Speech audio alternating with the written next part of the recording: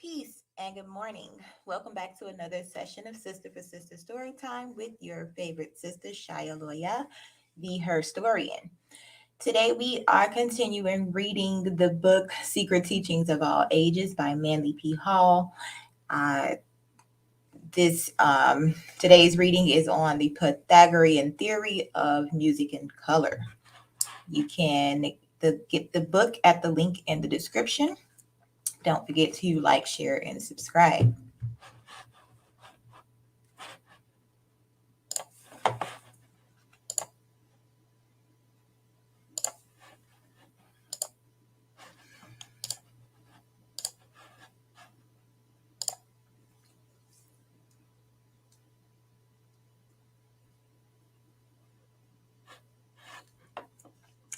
The Pythagorean theory of music and color.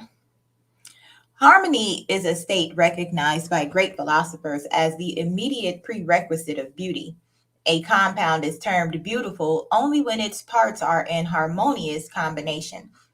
The world is called beautiful, and its creator is designated the good because good perforce must act in conformity with its own nature, and good acting according to its own nature is harmony, because the good which it accomplishes is harmonious with the good which it is. Beauty, therefore, is harmony manifesting its own intrinsic nature in the world of form. The universe is made up of successive gradations of good, these gradations ascending from matter, which is the least degree of good, to spirit, which is the greatest degree of good. In man, his superior nature is the summum bonum. It therefore follows that his highest nature most readily cognizes good, because the good external to him in the world is in harmonic ratio with the good present in his soul. What man terms evil is therefore in common with matter, merely the least degree of its own opposite. The least degree of good presupposes likewise the least degree of harmony and beauty. Thus, deformity or evil is really the least harmonious combination of elements naturally harmonic as individual units. Deformity is unnatural, for the sum of all things being the good, it is natural that all things should partake of the good and be arranged in combinations that are harmonious. Harmony is the manifesting expression of the will of the eternal good. The philosophy of music. It is highly probable that the Greek initiates gained their knowledge of the philosophic and therapeutic aspects of music from the Egyptians, who in turn considered Hermes the founder of the art. According to one legend, this god constructed the first lyre by stretching strings across the concavity of a turtle shell. Both Isis and Osiris were patrons of music and poetry. Plato, in describing the antiquity of these arts among the Egyptians, declared that songs and poetry had existed in Egypt for at least 10,000 years, and that these were of such an exalted and inspiring nature that only gods or godlike men could have composed them. In the mysteries, the lyre was regarded as the secret symbol of the human constitution, the body of the instrument representing the physical form, the strings, the nerves, and the musician, the spirit. Playing upon the nerves, the spirit thus created the harmonies of normal functioning, which, however, became discords if the nature of man were defiled. While the early Chinese, Hindus, Persians, Egyptians, Israelites, and Greeks employed both vocal and instrumental music in their religious ceremonials, also to complement their poetry and drama, it remained for Pythagoras to raise the art to its true dignity by demonstrating its mathematical foundation. Although it is said that he himself was not a musician, Pythagoras is now generally credited with the discovery of the diatonic scale. Having first learned the divine theory of music from the priest of the various mysteries into which he had been accepted, Pythagoras pondered for several years upon the laws governing consonance and dissonance. How he actually solved the problem is unknown, but the following explanation has been invented. One day, while meditating upon the problem of harmony, Pythagoras chanced to pass a brazier's shop where workmen were pounding out a piece of metal upon an anvil. By noting the variances in pitch between the sounds made by large hammers and those made by smaller implements, and carefully estimating the harmonies and discords resulting from combinations of these sounds, he gained his first clue to the musical intervals of the diatonic scale. He entered the shop, and after carefully examining the tools and making mental note of their weights, returned to his own house and constructed an arm of wood so that it extended out from the wall of his room. At regular intervals along this arm, he attached four cords, all of like composition, size, and weight. To the first of these, he attached a 12-pound weight, to the second, a 9-pound weight, to the third, an 8-pound weight, and to the fourth, a 6-pound weight. These different weights corresponded to the sizes of the brazier's hammers. Pythagoras thereupon discovered that the first and fourth strings, when sounded together, produced the harmonic interval of the octave, for doubling the weight had the same effect as halving the string. The tension of the first string being twice that of the fourth string, their ratio was said to be 2-to-1, or duple. By similar experimentation, he ascertained that the first and third string produced the harmony of the diapentate, or the interval of the fifth. The tension of the first string being half again as much as that of the third string, their ratio was said to be 3-to-2, or sesqualter. Likewise, the second and fourth strings, having the same ratio as the first and third strings, yielded a diapent harmony. Continuing his investigation, Pythagoras discovered that the first and second strings produced a harmony of the diatessaron, or the interval of the third, and the tension of the first string being a third greater than that of the second string. Their ratio was said to be 4-to-3, or sesquitertian, or sesquitertian. The third and fourth strings, having the same ratio as the first and second strings, produced another harmony of the diatessaron. According to Imblicus, the second and third strings had the ratio of 8-to-9, or epigdoin, whatever. The key to harmonic ratios is hidden in the famous Pythagorean Tetrasis, or pyramid of dots. The tetrasis is made up of the first four numbers, 1, 2, 3, and 4, which in their proportions reveal the intervals of the octave, the diapent, and the diatessaron. While the law of harmonic intervals as set forth above is true, it has been subsequently proved that hammers striking metal in the manner described will not produce the various tones ascribed to them. In all probability, therefore, Pythagoras actually worked out his theory of harmony from the monocord, a contrivance consisting of a single string stretched between two pegs and supplied with movable frets.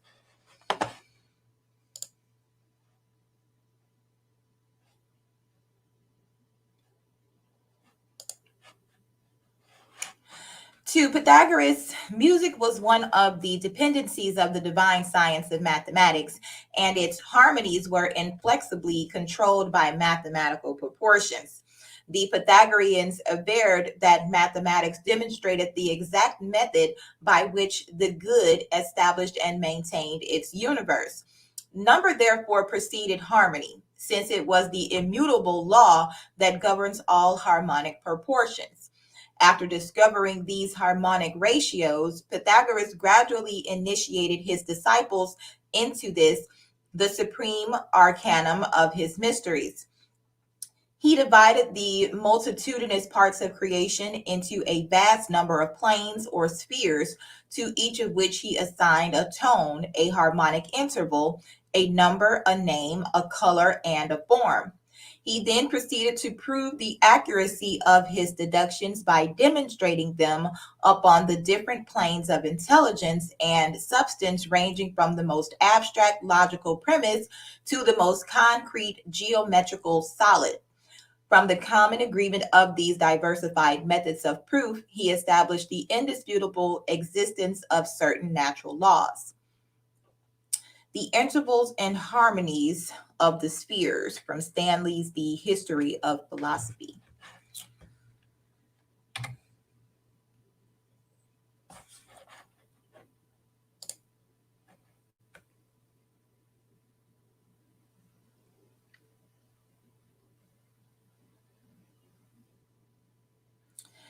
In the Pythagorean concept of the music of the spheres, the interval between the earth and the sphere of the fixed stars was considered to be a diapason, the most perfect harmonic interval. The allowing arrangement is most generally accepted for the musical intervals of the planets between the earth and the sphere of the fixed stars. From the sphere of the earth to the sphere of the moon, one tone. From the sphere of the moon to that of Mercury, one half tone. From Mercury to Venus, one half. From Venus to the sun, one and one half tones. From the sun to Mars, one tone. From Mars to Jupiter, one half tone. From Jupiter to Saturn, one. The sum of these intervals equals the 6 whole tones of the octave. Having once established music as an exact science, Pythagoras applied his newly found law of harmonic intervals to all of the phenomena of nature, even going so far as to demonstrate the harmonic relationship of the planets, constellations, and elements to each other. A notable example of modern corroboration of ancient philosophical reasoning is that of the progression of the elements according to harmonic ratios. While making a list of the elements in the ascending order of their atomic weights, John A. Newlands discovered at every eighth element a distinct repetition of properties. This discovery is known as the Law of Octaves in modern chemistry.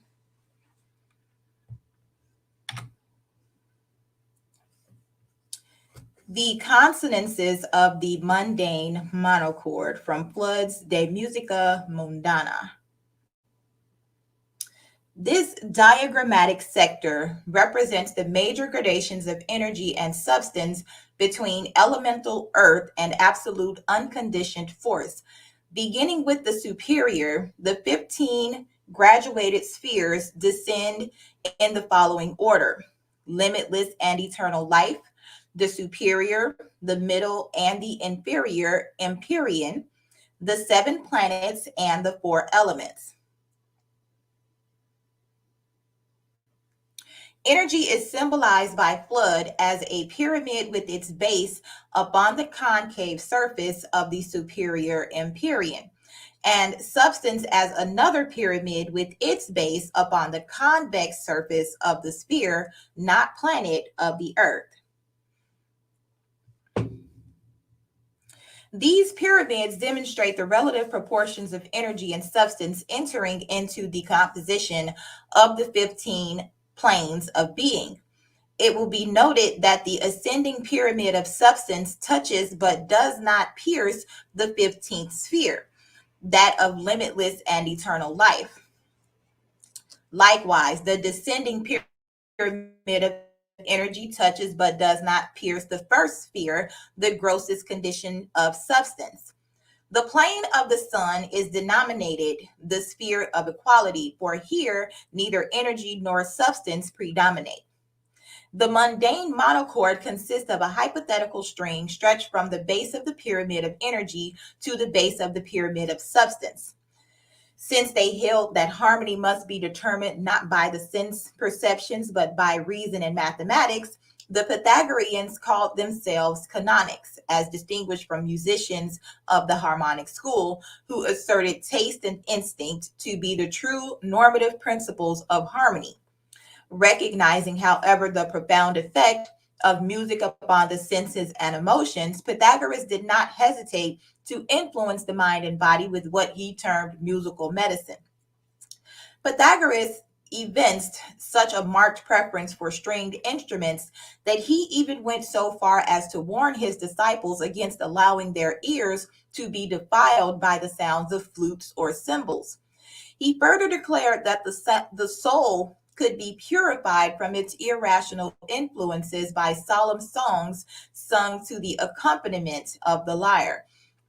In his investigation of the therapeutic value of harmonics, Pythagoras discovered that the seven modes or keys of the Greek system of music had the power to incite or allay the various emotions. It is related that while observing the stars one night, he encountered a young man befuddled with strong drink and mad with jealousy who was piling faggots about his mistress's door with the intention of burning the house. The frenzy of the youth was accentuated by a flutist a short distance away who was playing a tune in the stirring Phrygian mode. Pythagoras induced the musician to change his air to the slow and rhythmic spondaic mode, whereupon the intoxicated youth immediately became composed and, gathering up his bundles of wood, returned quietly to his own home. There is also an account of how Empedocles, a disciple of Pythagoras, by quickly changing the mode of a musical composition he was playing, saved the life of his host, Anchises, when the latter was threatened with death by the sword of one whose father he had condemned to public execution. It is also known that Aesculapius, the Greek physician, cured sciatica and other diseases of the nerves by blowing a loud trumpet in the presence of the patient. Pythagoras cured many ailments of the spirit, soul, and body by having certain specially prepared musical compositions played in the presence of the sufferer, or by personally reciting short selections from such early poets as Hesiod and Homer. In his university at Crotona, it was customary for the Pythagoreans to open and to close each day with songs. Those in the morning calculated to clear the mind from sleep and inspire it to the activities of the coming day. Those in the evening of a mode soothing, relaxing, and conducive to rest. At the vernal equinox, Pythagoras caused his disciples to gather in a circle around one of their number, who led them in song and played their accompaniment upon a lyre. The therapeutic music of Pythagoras is described by Iamblichus thus: and there are certain melodies devised as remedies against the passions of the soul, and also against despondency and lamentation, which Pythagoras invented as things that afford the greatest assistance in these maladies. And again, he employed other melodies against rage and anger, and against every aberration of the soul. There is also another kind of modulation invented as a remedy against desires. It is probable that the Pythagoreans recognized a connection between the seven Greek modes and the planets. As an example, Pliny declares that Saturn moves in the Dorian mode and Jupiter in the Phrygian mode. It is also apparent that the temperaments are key to the various modes, and the passions likewise. Thus, anger, which is a fiery passion, may be accentuated by a fiery mode, or its power neutralized by a watery mode. The far-reaching effect exercised by music upon the culture of the Greeks is thus summed up by Emil Naumann. Plato depreciated the notion that music was intended solely to create cheerful and agreeable emotions, maintaining rather that it should inculcate a love of all that is noble and hatred of all that is mean, and that nothing could more strongly influence man's innermost feelings than melody and rhythm. Firmly convinced of this, he agreed with Damon of Athens, the musical instructor of Socrates, that the introduction of a new and presumably innovating scale would endanger the future of a whole nation, and that it was not possible to alter a key without shaking the very foundations of the state. Plato affirmed that music which ennobled the mind was of a far higher kind than that which merely appealed to the senses, and he strongly insisted that it was the paramount duty of the legislature to suppress all music of an effeminate and lascivious character, and to encourage only that which was pure and dignified. That bold and stirring melodies were for men, gentle and soothing ones for women. From this, it is evident that music played a considerable part in the education of the Greek youth. The greatest care was also to be taken in the selection of instrumental music because the absence of words rendered its signification doubtful, and it was difficult to foresee whether it would exercise upon the people a benign or baneful influence. Popular taste being always tickled by sensuous and meretricious effects was to be treated with deserved contempt. Even today, martial music is used with telling effect in times of war, and religious music, while no longer developed in accordance with the ancient theory, still profoundly influences the emotions of the laity. The music of the spheres. The most sublime but least known of all the Pythagorean speculations was that of sidereal harmonics. It was said that of all men, only Pythagoras heard the music of the spheres. Apparently, the Chaldeans were the first people to conceive of the heavenly bodies joining in a cosmic chant as they moved in stately manner across the sky. Job describes a time when the stars of the morning sang together, and in The Merchant of Venice, the author of the Shakespearean plays writes, "There's not the smallest orb which thou beholdest, but in his motion like an angel sings." So little remains, however, of the Pythagorean system of celestial music that it is only possible to approximate his actual theory. Pythagoras conceived the universe to be an immense monocord, with its single string connected at its upper end to absolute spirit and at its lower end to absolute matter. In other words, a cord stretched between heaven and earth.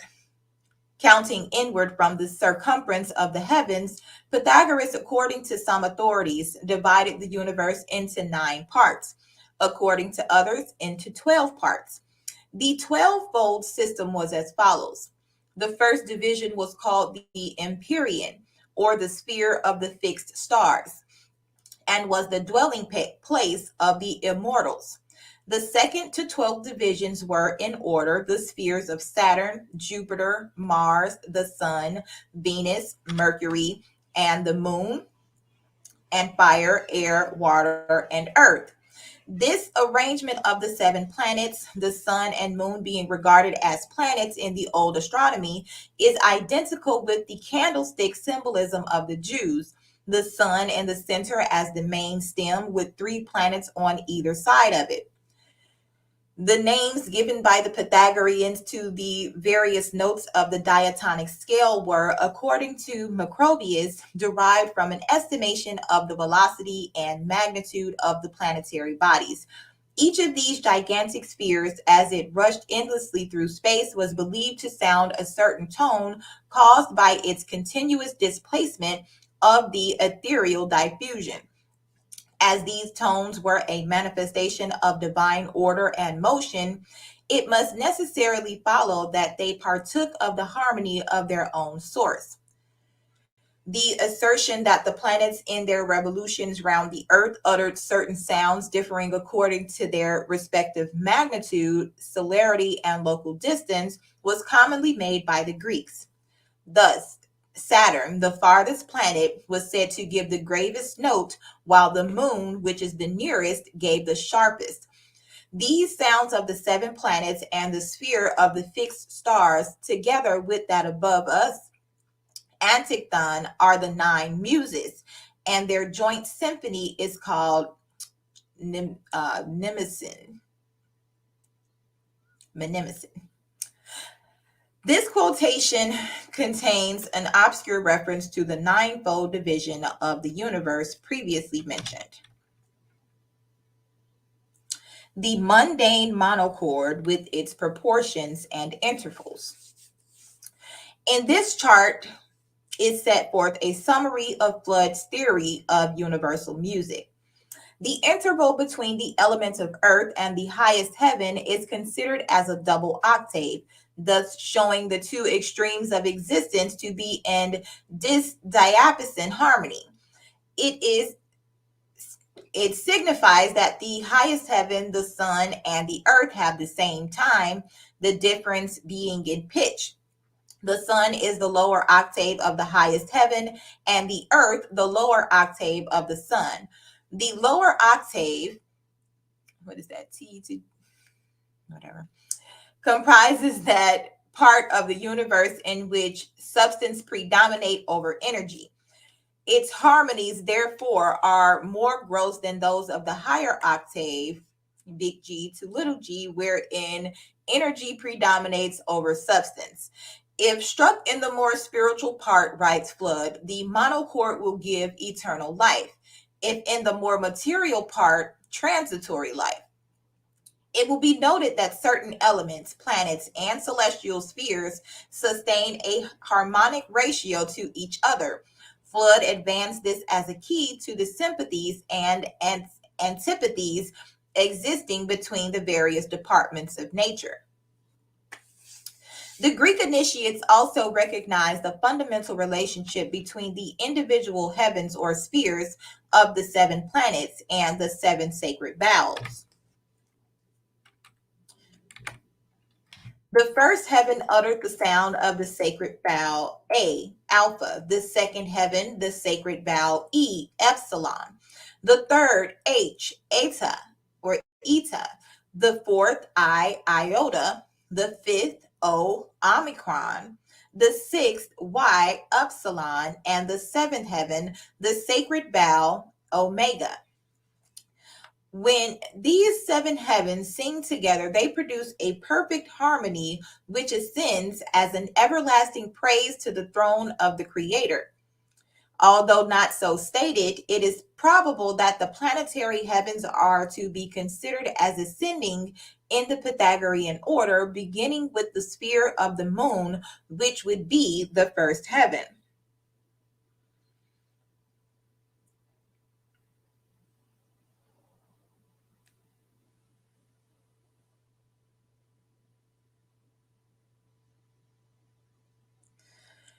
Many early instruments had 7 strings, and it is generally conceded that Pythagoras was the one who added the 8th string to the lyre of Terpenter. The 7 strings were always related both to their correspondences in the human body and to the planets.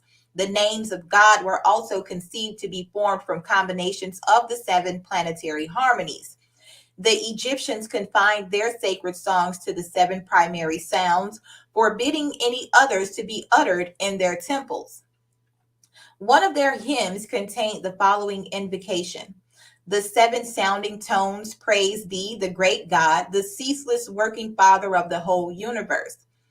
In another, the deity describes himself thus: I am the great indestructible lyre of the whole world, attuning the songs of the heavens.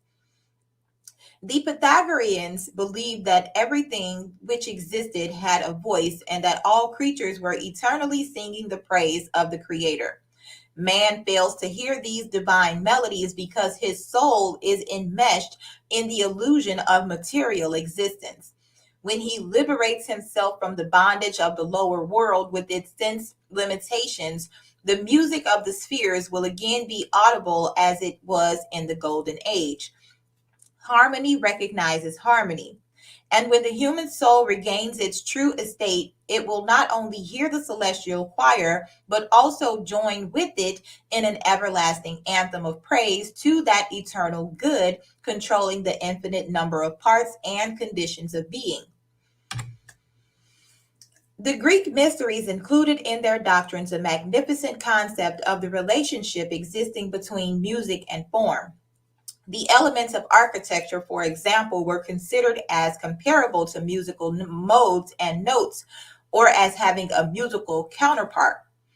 Consequently, when a building was erected in which a number of these elements were combined, the structure was then likened to a musical chord, which was harmonic only when it fully satisfied the mathematical requirements of harmonic intervals. The realization of this analogy between sound and form led Goethe to declare that architecture is crystallized music. In constructing their temples of initiation, the early priests frequently demonstrated their superior knowledge of the principles underlying the phenomenon known as vibration. A considerable part of the mystery rituals consisted of invocations and intonements, for which purpose special sound chambers were constructed. A word whispered in one of these apartments was so intensified that the reverberations made the entire building sway and be filled with a deafening roar. The very wood and stone used in the erection of these sacred buildings eventually became so thoroughly permeated with the sound vibrations of the religious ceremonies that when struck, they would reproduce the same tones, thus repeatedly impressed into their substances by the rituals. Every element in nature has its individual keynote. If these elements are combined in a composite structure, the result is a chord that, if sounded, will disintegrate the compound into its integral parts. Likewise, each individual has a keynote that, if sounded, will destroy him. The allegory of the walls of Jericho falling when the trumpets of Israel were sounded is undoubtedly intended to set forth the arcane significance of individual keynotes or vibration. The philosophy of color. Light, writes Edwin D. Bobbitt, reveals the glories of the external world and yet is the most glorious of them all. It gives beauty, reveals beauty, and is itself most beautiful. It is the analyzer, the truth teller, and the exposer of shams, for it shows things as they are. Its infinite streams measure off the universe and flow into our telescopes from stars, which are quintillions of miles distant. On the other hand, it descends to objects inconceivably small and reveals through the microscope objects 50 millions of times less than can be seen by the naked eye. Like all other fine forces, its movement is wonderfully soft yet penetrating and powerful. Without its vivifying influence, vegetable, animal, and human life must immediately perish from the earth and general ruin take place. We shall do well then to consider this potential and beautiful principle of light and its component colors, for the more deeply we penetrate into its inner laws, the more will it present itself as a marvelous storehouse of power to vitalize, heal, refine, and delight mankind. Since light is the basic physical manifestation of life, bathing all creation in its radiance, it is highly important to realize, in part at least, the subtle nature of this divine substance. That which is called light is actually a rate of vibration causing certain reactions upon the optic nerve. Few realize how they are walled in by the limitations of the sense perceptions. Not only is there a great deal more to light than anyone has ever seen, but there are also unknown forms of light which no optical equipment will ever register. There are unnumbered colors which cannot be seen, as well as sounds which cannot be heard, odors which cannot be smelt, flavors which cannot be tasted, and substances which cannot be felt. Man is thus surrounded by a supersensible universe of which he knows nothing because the centers of sense perception within himself have not been developed sufficiently to respond to the subtler rates of vibration of which that universe is composed. Among both civilized and savage peoples, color has been accepted as a natural language in which to couch their religious and philosophical doctrines.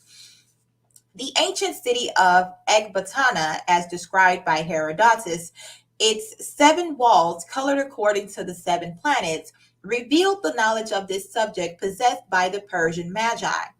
The famous ziggurat, or astronomical tower of the god Nebo at Borsippa, ascended in 7 great steps or stages, each step being painted in the key color of one of the planetary bodies. It is thus evident that the Babylonians were familiar with the concept of the spectrum in its relation to the 7 creative gods or powers. In India, one of the Mughal emperors caused a fountain to be made with 7 levels. The water pouring down the sides through specially arranged channels changed color as it descended, passing sequentially through all shades of the spectrum. In Tibet, color is employed by the native artists to express various moods. L. Austin Waddell, writing of Northern Buddhist art, notes that in Tibetan mythology, white and yellow complexions usually typify mild moods, while the red, blue, and black belong to fierce forms, though sometimes light blue, as indicating the sky, means merely celestial. Generally, the gods are pictured white, goblins red, and devils black, like their European relative.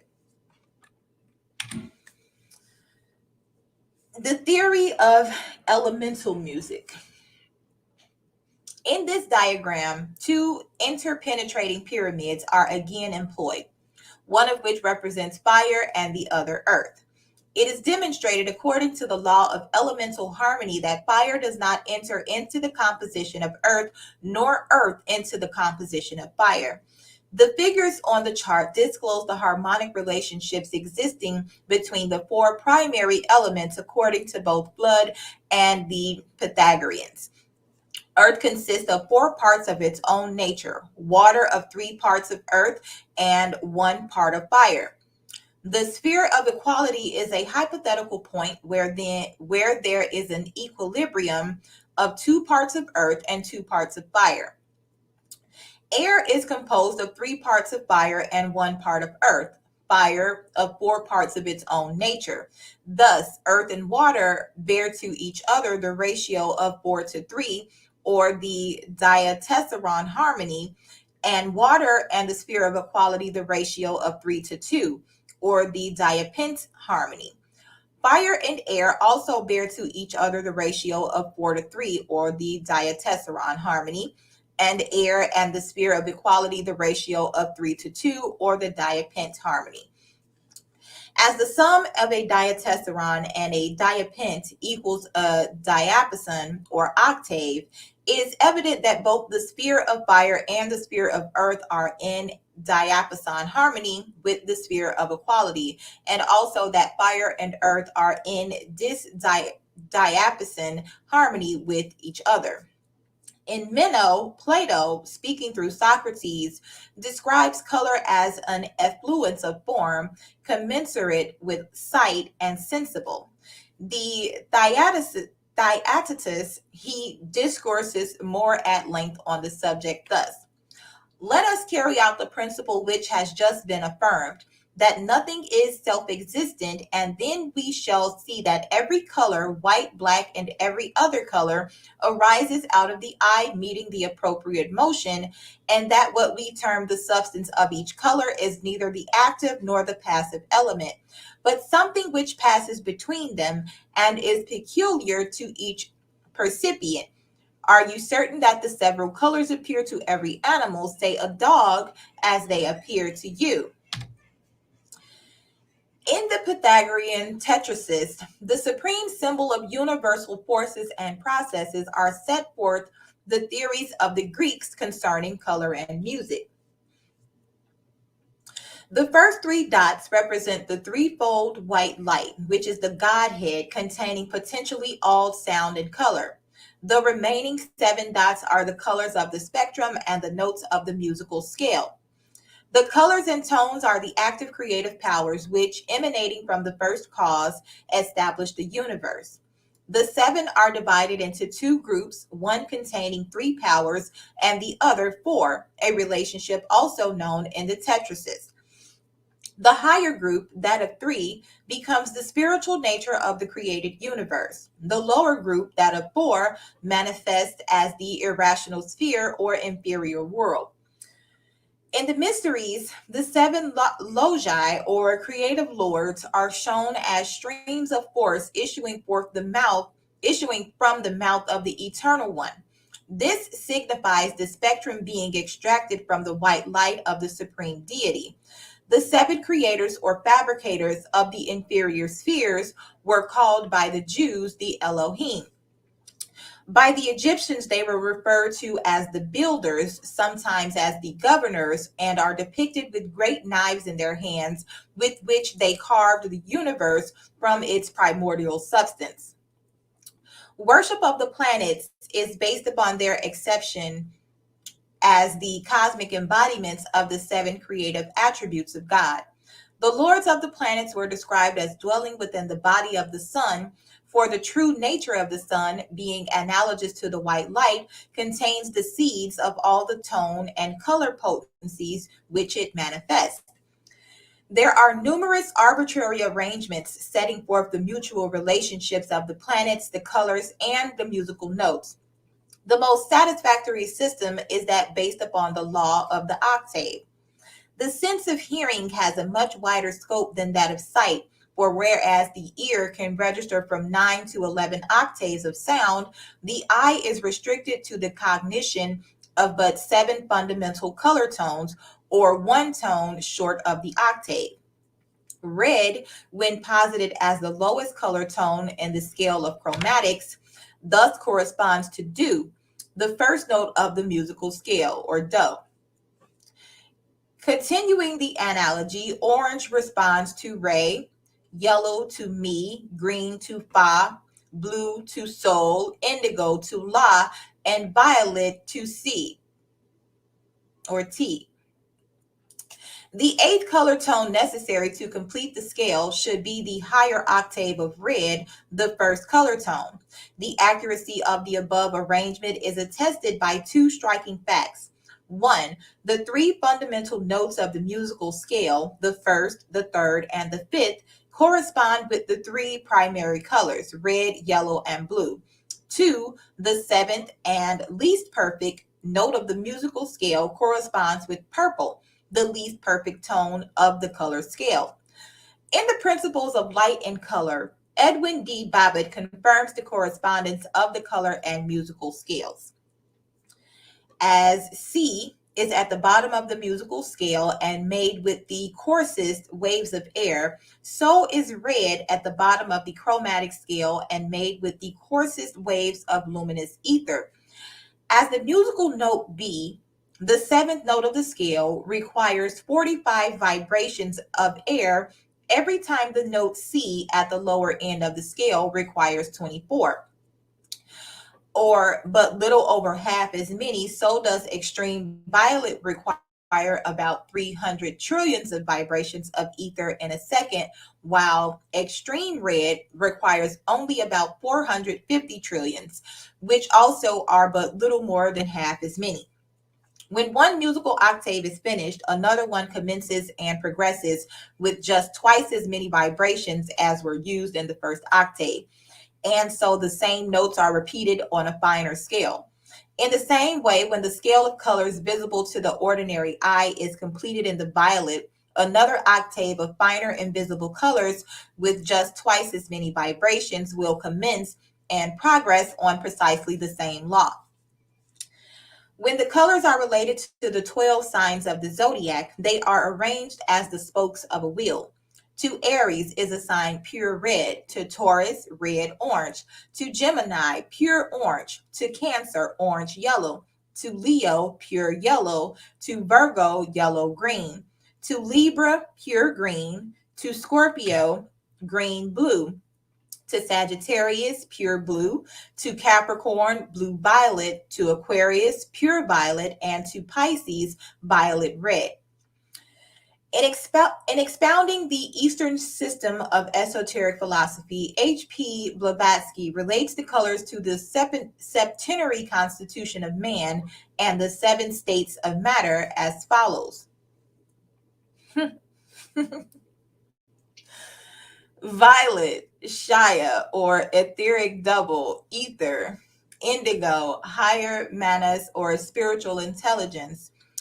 Critical state called air. Blue, arc envelope, steam or vapor. Green, lower manas or animal soul. Water.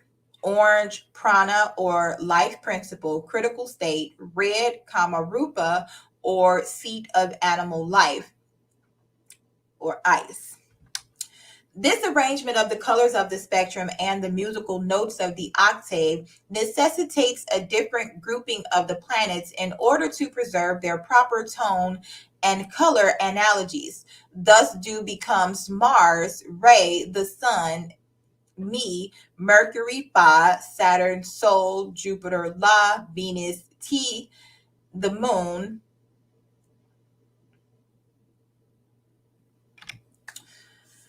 the four elements and their consonantal intervals.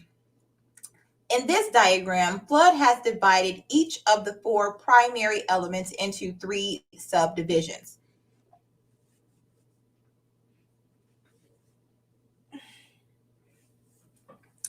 The first division of each element is the grossest, partaking somewhat of the substance directly inferior to itself, except in the case of the earth, which has no state inferior to itself. The second division consists of the element in its relatively pure state, while the third division is that condition wherein the element partakes somewhat of the substance immediately superior to itself. For example, the lowest division of the element of water is sedimentary, as it contains earth substance in solution. The second division represents water in its most common state, salty, as in the case of the ocean, and the third division is water in its purest state, free from salt. The harmonic interval assigned to the lowest division of each element is one tone, to the central division also a tone, but to the higher division a half tone because it partakes of the division immediately above it. Flood emphasizes the fact that as the elements ascend in series of 2.5 tones, the diatessaron is the dominating harmonic interval of the elements.